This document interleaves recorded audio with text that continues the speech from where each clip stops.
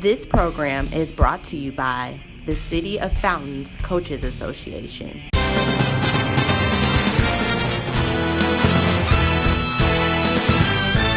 Carlos Nelson with Cascade Sports, and today we have a real special guest. I know all my people say everybody's special on your program. You damn right. We have author and sports agent. She wears 3 or 4 different hats. Who do we have here? You have Alvianne Brule, and you're right. I am an author, 2 times author.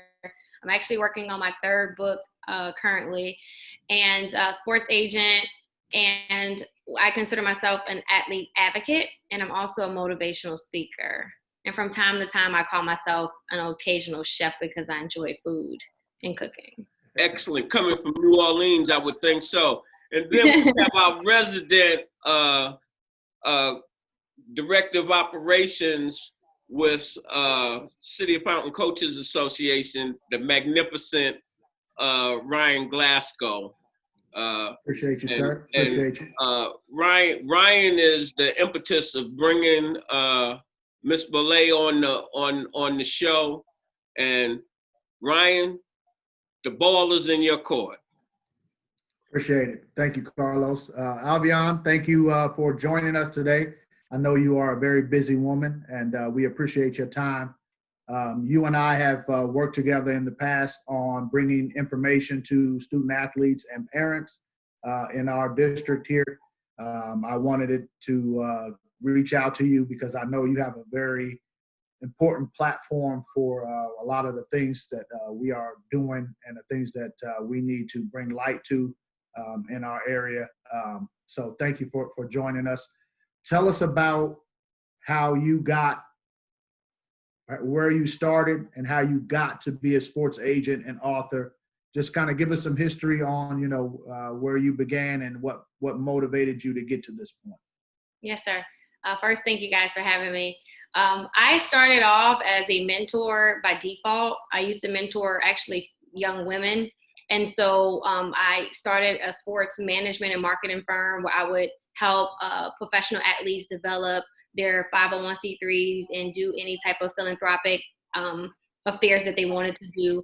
And so one day I got a call from a sports agent saying, hey, I have this little boy, that one of my clients wants to give $500 to, but he wants to, make him earn it. Can he come and intern with you in the summertime and he'll earn this $500?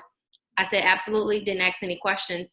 The young boy comes, and he comes with a group of friends. I said, okay, well, you all want to, volunteer and help out, fine. But he was skinny, very, very skinny. So in my mind, you couldn't tell me he was a top athlete. Well, by the time the summer was over, he clinged to me. He was a foster kid, didn't know who his dad was, had never met his mom at that time. So very, very, emotionally needy child. And so we just bonded in a way that I can't explain. So by the end of the summer, when we were finished, he, received his $500. He was like, hey, they call me Miss A. He was like, hey, Miss A, you coming to my football games this season? I was like, football games? You play football? I mean, he was just tiny little thing, skinny little thing. And he was like, yeah, I'm the top receiver. I'm da-da-da-da-da. I'm like, in my mind, no way. Right? And so I said, well, sure, I'll come to a couple games or whatever. So I started going to a couple of games. Well, his foster mom was an elderly woman, right? Had no experience or anything in terms of recruiting or how any of this worked, but he was a highly recruited athlete. And so what happened was he ended up failing a course. And he was on the brink of losing out on these scholarships. He had over 30 offers. So me being me, I started doing my due diligence and started researching how this works. So what happened was, I ended up kind of calling the school, talking to them, saying, listen, if y'all don't fix this, we're going to have a problem. We're going to do a press release, or we're going to end up, calling a news station, because I want the world to know that you let this child play every Saturday knowing this was going on. This is a problem for me. So y'all, we better fix this. So, after doing research, whatever, he took the extra courses over the summer. He took, this, he did that. We ended up getting him eligible. Once that happened, it was almost like wildfire. Everybody was like, oh, she know how to get kids eligible, because everyone knew, his situation. His situation was so bad, he couldn't graduate with his class. We had sat down with the school to the point that he couldn't, walk across the stage. He had to, so I was like, I don't care about that. I need him to get out of New Orleans because a kid like this was either school or end up in jail, right? And so once that happened, it was just like I started getting an influx of calls. This kid need help. Here's another kid. Can you look at his, his transcript? And so I began almost becoming an expert in looking at a transcript, looking at a school 48H, determining what classes he need, what he didn't need. I would talk to counselors. And so it just kind of turned into this thing where I started mentoring student athletes, helping them kind of navigate through this recruiting world, educating the parents. Again, when you talk about the student athlete and in the culture, 70% of student athletes come from a single parent household, and they're African-American moms who have, that's impoverished on top of that. So these, women really don't have a clue as to what they're walking into. So they're the most vulnerable. And so that's why I ended up writing the book called Dear Football Moms, because once I got to a space of understanding, like it was so many parents, even men, that don't really understand how this works, but men typically don't listen. So I said, you know what, I'm gonna just focus on the moms, because men, they come to me after the fact and it's like, well, there's nothing I can do now. I tried to help you, right? And so it's, it's one of those things where when I decided to become an agent, so what started happening was I would get my kids out of school, right? Get them to college, get them to the NFL. And then when it was all said and done, they're broke, they're making poor decisions. The agents aren't really educating them properly. So it was a whole nother storm of issues that I found. And so for me, the only way that I could really protect my guys was to become an agent, because for me, it was like you have some people that were still there to help them through that high school, college piece. But once they become, adults and they hit to this NFL, it's almost like open season on them, because again, they're coming from impoverished background. Their parents either don't have a degree or, so how do you know what to do with money when no one in your family had money, right? How do you, and people always say, I don't understand how these guys go broke. Easy. It's very, very easy when you're not educated on, how to manage your finances. And so it's one of those things where I became an agent. And so before reading the rules, people was like, well, you can't mentor athletes anymore. You can't talk to these high school kids anymore. So out of frustration, I said, you know what, I'm gonna write a book then. And I'm gonna put everything in this book. And now I'm gonna just give, this book out, or they can buy the book and they can figure out how to do this themselves. So that's really where the book came from. I wouldn't have, if you would have told me I was going to be an author years ago, I'd be like, no way.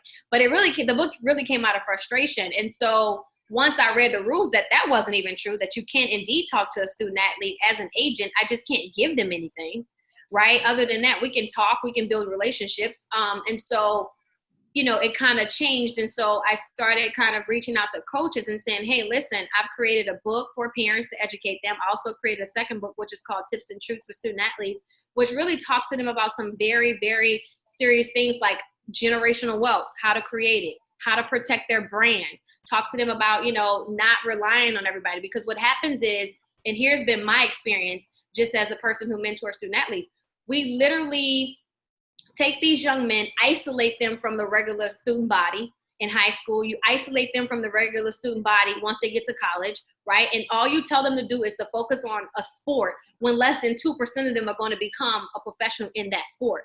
We don't do enough in terms of preparing them for the real world or preparing them for life after the sport. Because again, 98% of them are going to be a professional at something else.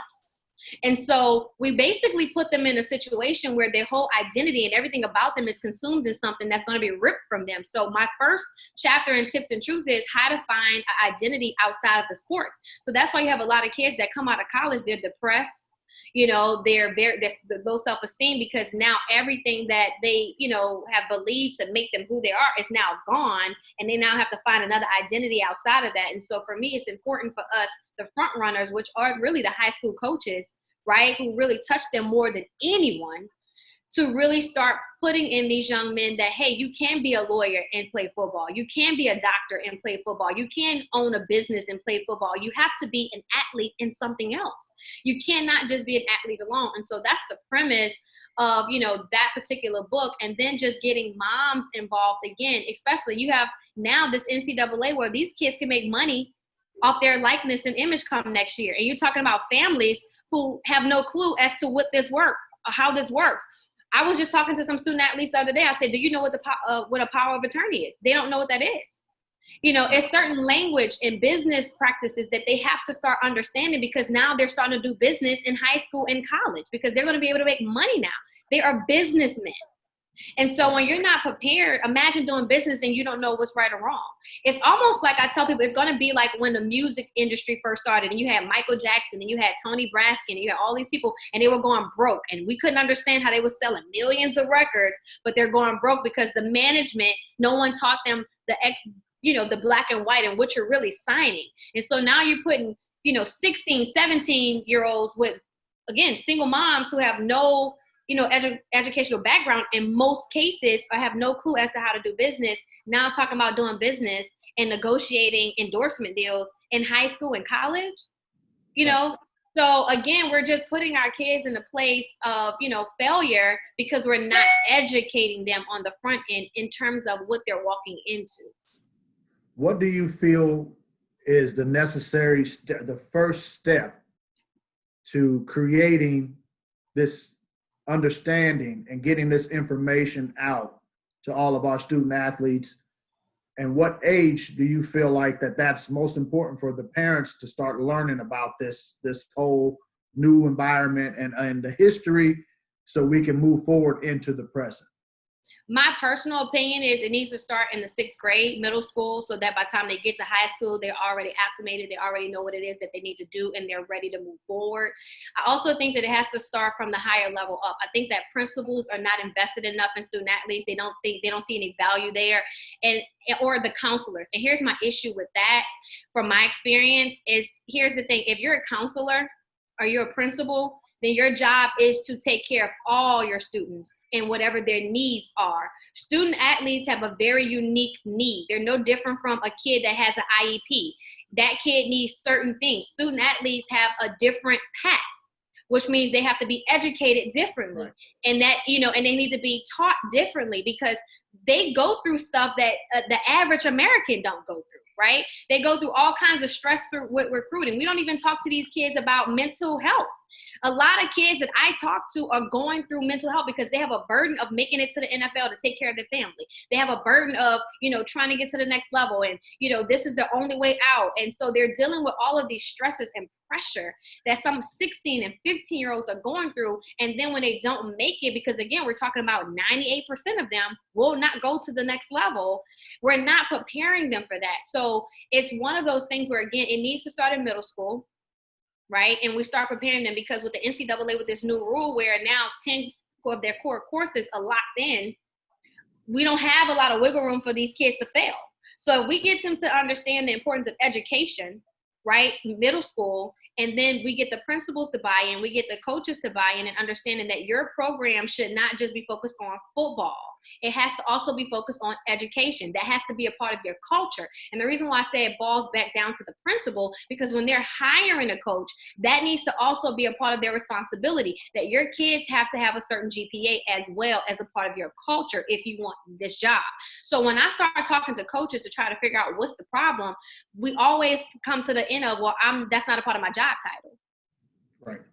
That's the one when they're doing interviews, education isn't coming up.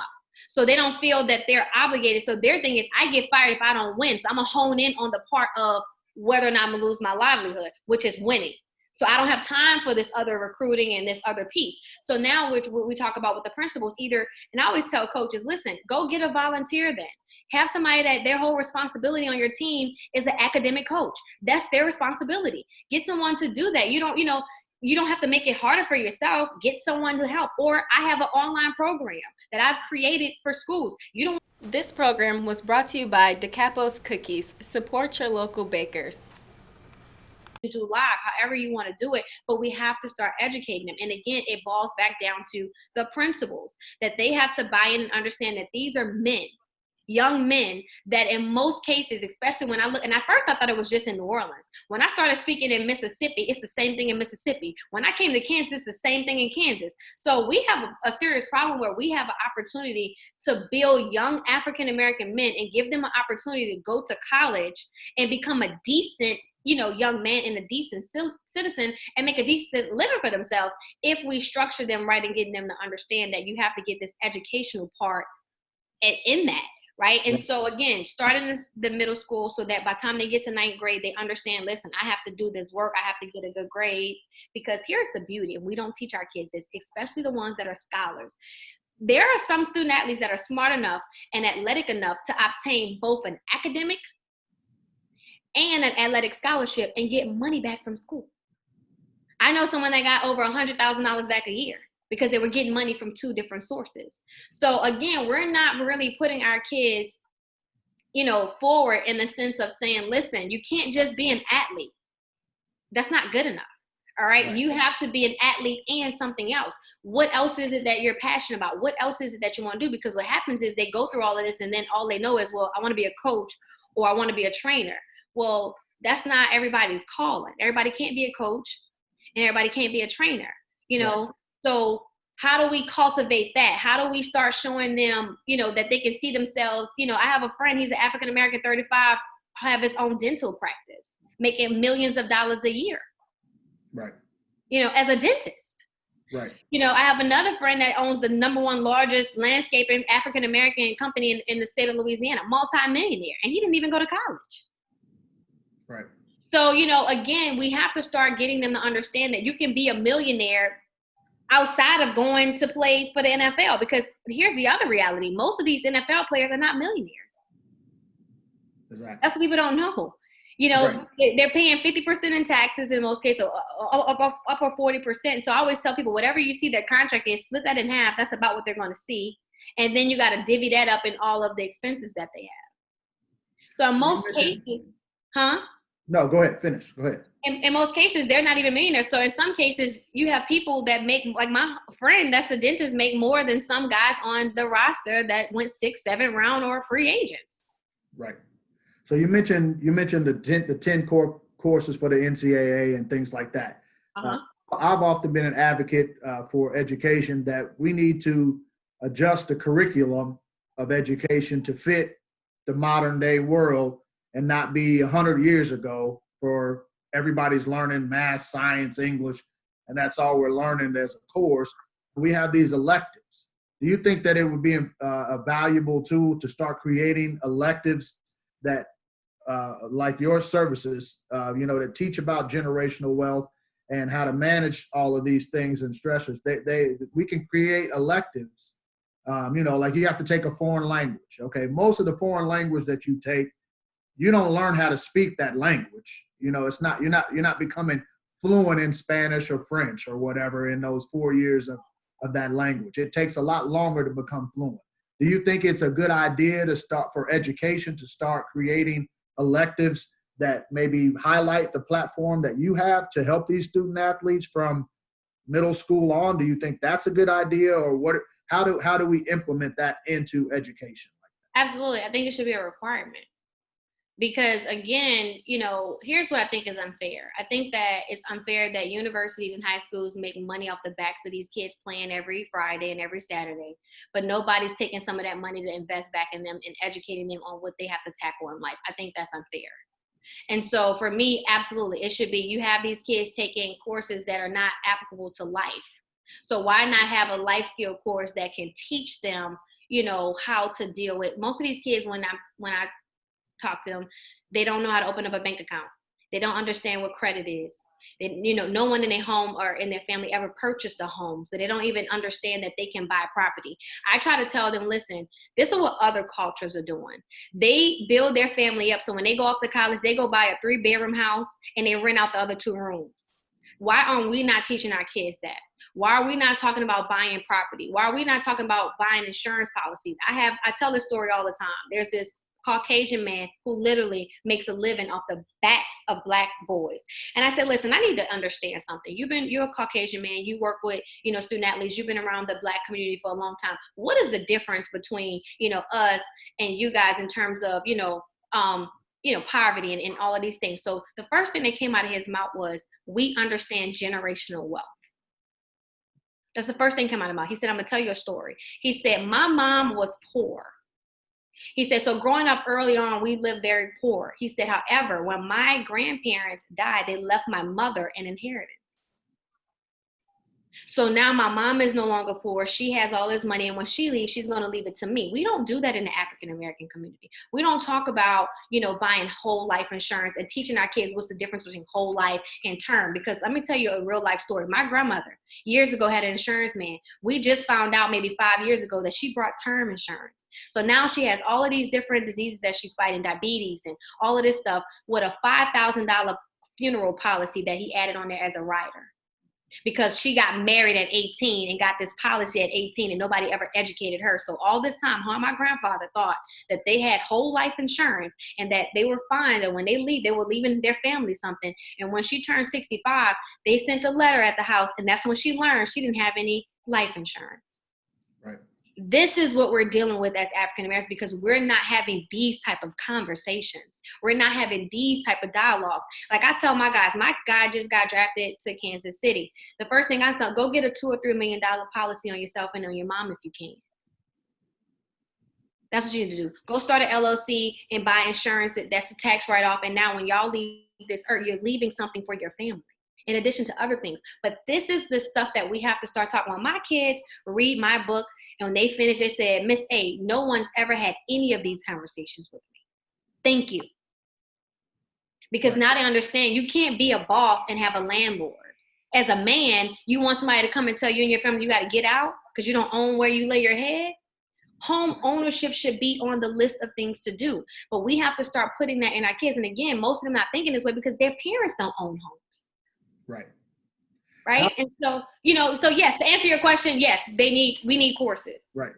Right. And I've also been an advocate to tell most of these young athletes that they need to start getting themselves in the room of management, getting themselves in the agent positions. Rich Paul set a great example, yourself. You guys are great examples of, most people think that you have to go to law school, you have to go through all of these steps to be an agent.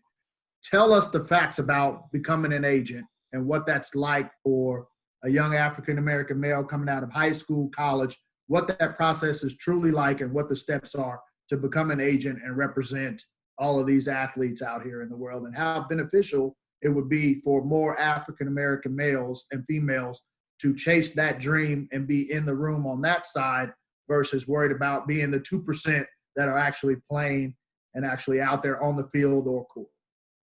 So here's the dynamics with that, all right? Again, you're talking about an industry where 70% of professional athletes are African-American, but it also majority are assigned to Caucasian agents. So again, we're talking about majority of the money is going into white communities, right?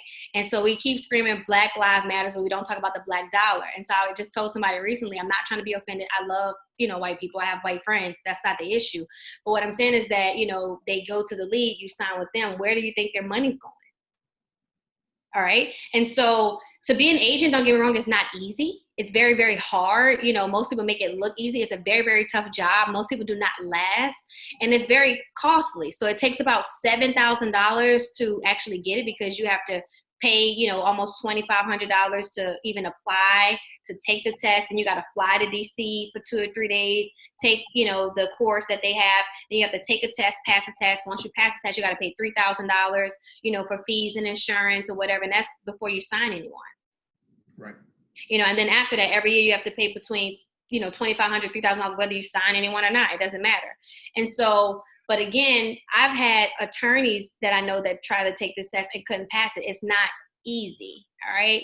And so if you're not built a certain way either, this isn't an industry for you, because you have to be tough. This is a very sharp, dogmatic, unruly, brutal business.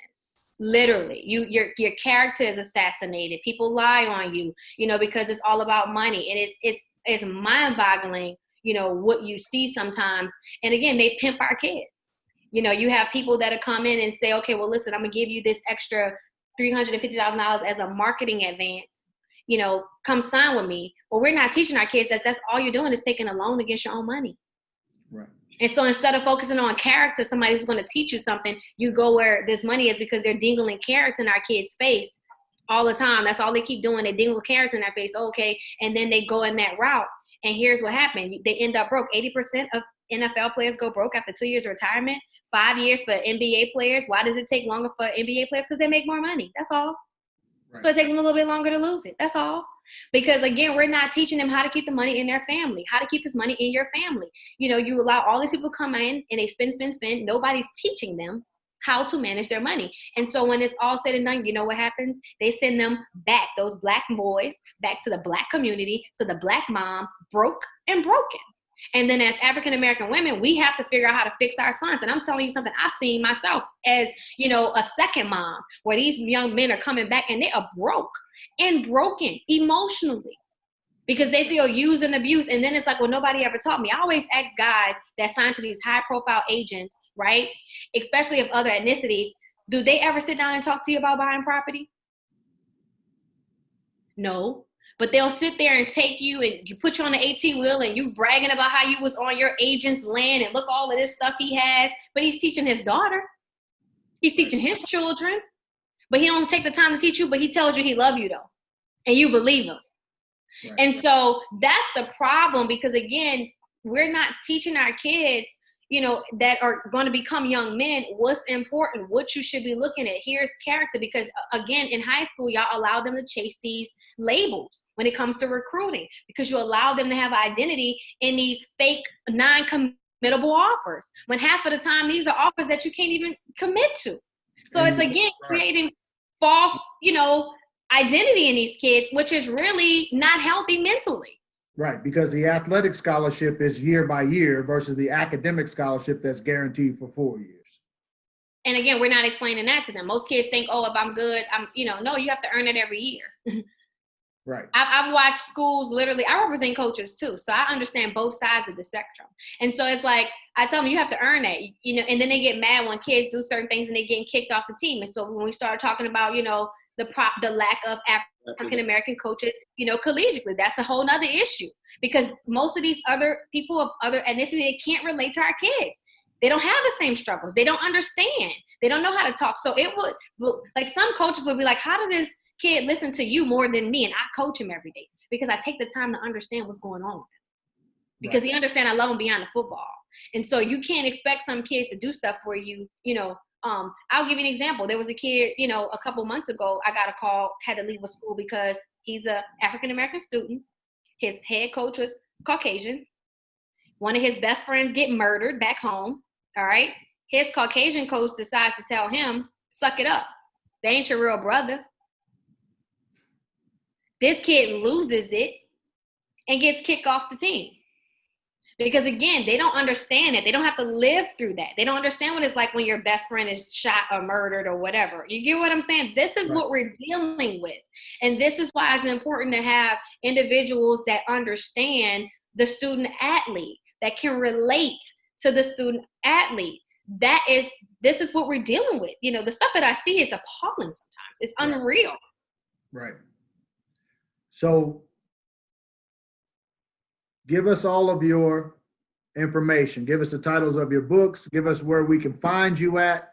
This has been, you know, there's a lot of information, a lot more information, obviously, because we could talk on this all day for 2 or 3 hours.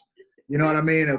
We want to make sure that this is something that people watch and that they don't check out of, you know, at some point. So please give us all of your information, Twitter, Instagram, whatever the titles of your books, where they can get more information from you at, because I would love to have you back on the show to discuss some other topics. Absolutely. Of course, you know, you and I are going to continue to work together to try to build this platform up, especially since you have a player that's in KC. I'm sure you'll be here. Yeah. So when you are here, I definitely want to get you in front of as many people as we can. So please give us a rundown of how we can, you know, seek out all your information and contacts and all of that stuff so people have it. Absolutely. The quickest way is just going to my website. It's alviannebrule.com. That's ALV as in Victor, IANNE BRULE.com.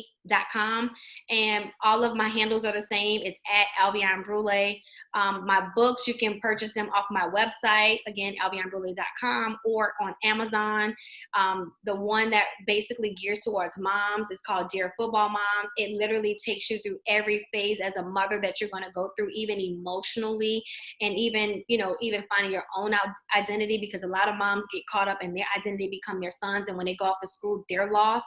So we touch on that as well. And then we have the Tips and Truths book that I talked about for the student athlete, that kind of talks about the generational wealth, building an identity, finding out who you are outside of this sport, loving yourself, protecting your brand. And then I'm actually working on a third book. It's called The Fate to the Fatherless. It's a 21-day devotional that's basically trying to get people healed that have daddy issues, which again is most of our athletes, because most of them are fatherless as well. And so that one will be released in August. And if you go to my website and sign up, I'll send you an email once I release that book.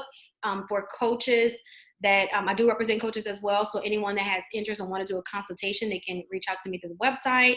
My contact information is all on there. I have a Facebook page that's at Alvianne Brule. And I think I covered everything, right?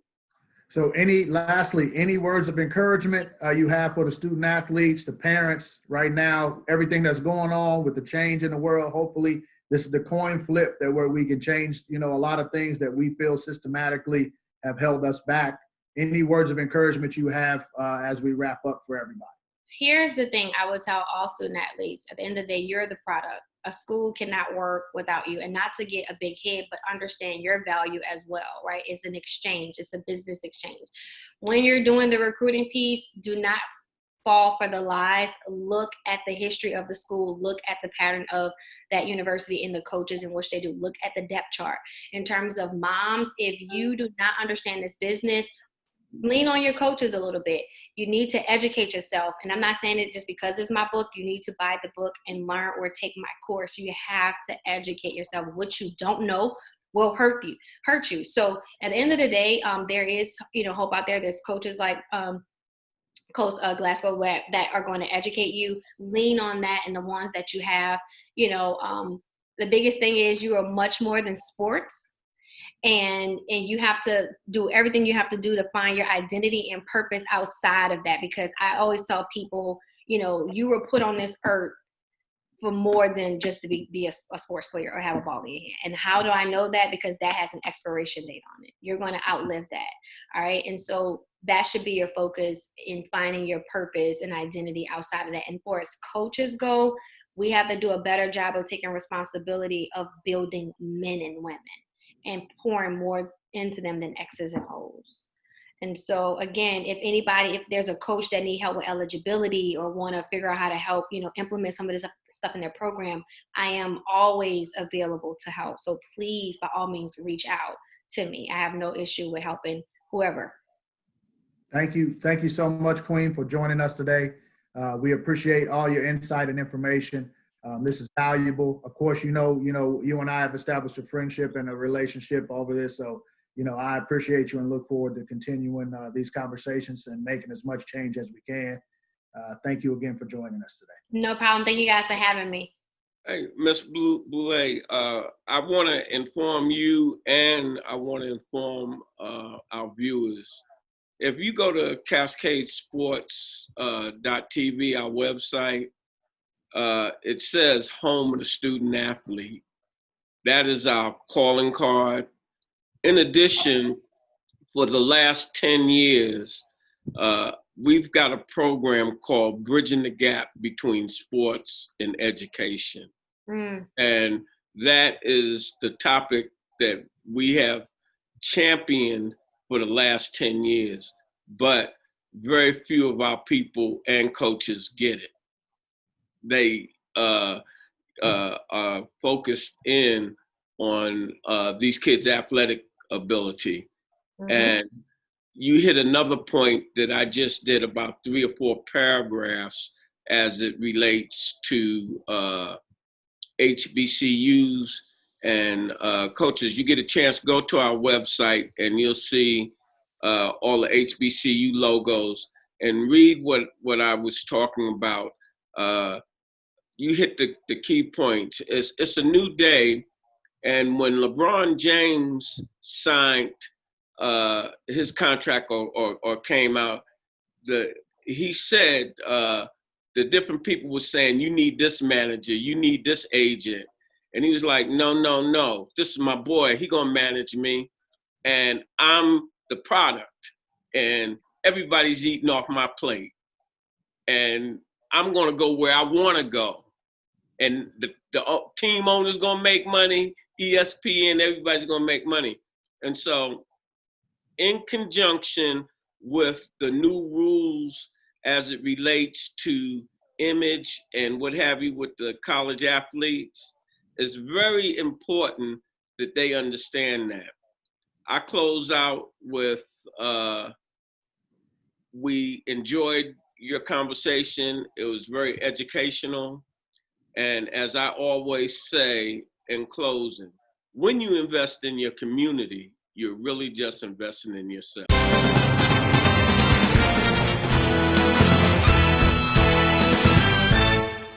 Program is brought to you by the Kansas City Business Association.